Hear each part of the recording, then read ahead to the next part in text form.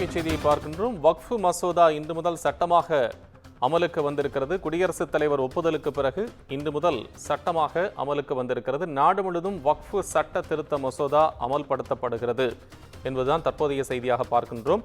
2 அவைகளிலும் வக்ஃப் சட்ட திருத்த மசோதா நிறைவேற்றப்பட்டு குடியரசுத் தலைவரின் ஒப்புதலுக்காக அனுப்பப்பட்டிருந்த சூழ்நிலையில் குடியரசுத் தலைவர் ஒப்புதல் கொடுத்ததை அடுத்து இன்று முதல் சட்டமாக அமலுக்கு வந்திருக்கிறது.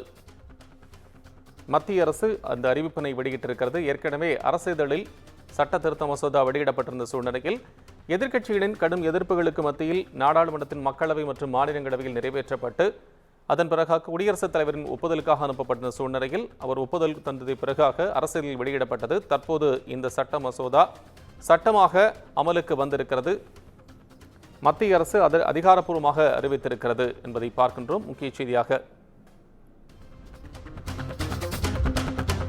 இன்று முதல் வக்ஃப் சட்ட திருத்த மசோதா அமலுக்கு வருவதாக மத்திய அரசு அறிவித்திருக்கிறது.